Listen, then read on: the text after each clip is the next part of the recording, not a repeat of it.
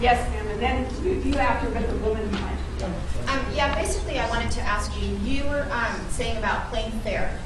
And as somebody that comes from another country and stood in line, paid, what I needed to pay, waited patiently, et cetera, to become an American citizen, how can you support part of what the administration wants to do with amnesty and giving benefits to people who just, all of a sudden become citizens like magic, when people like myself played by the rules, played fair, and because I lost my business last year and been unemployed for for a year, I can't even get unemployment benefits. I can't get not one single dime from the government.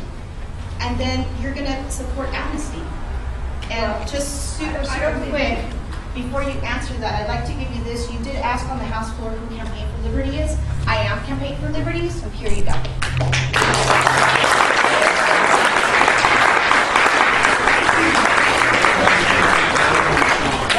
And we can talk a little bit about the Disclose Act, because I think that it is important for people to know. I don't know, do all of you want to know who's supporting a measure? We're talking about large corporate dollars that are going into campaigns, and I think we all, you mentioned that it may not be BP, but BP sponsors something, Americans for Coastal Protection. People would probably want to know who's behind that legislation. But you exempt AARP and the NRA. So all the little ones will be covered by the Disclose Act. Well, actually, I think that the Disclose Act is looking to corporations that deal with the government, that have taken money from TARP. Those are out of the picture. And it really is a lot of the larger corporate donations. Now, if small groups are able to go on television, which is very expensive, and find ways to fund that, then it's important to know who the large donors are. And smaller donors aren't going to be affected. It's not going to matter. If people can organize and they can do what they like. The only thing here is that it's important to the American people, I think, to just know who's behind it. That's all. That's what people want to know. And why am I limited Amnesty? to $2,300? Amnesty question? I don't. If You said you wanted to play, Americans to play by the rules.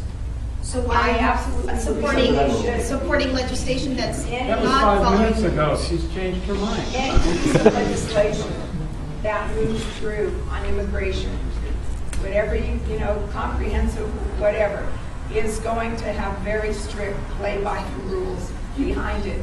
I have not seen a piece of legislation. These are people that have been here illegally. Bye, Congress critter. It is no difference than somebody that goes and robs a bank because they want to get some money to put food on the table.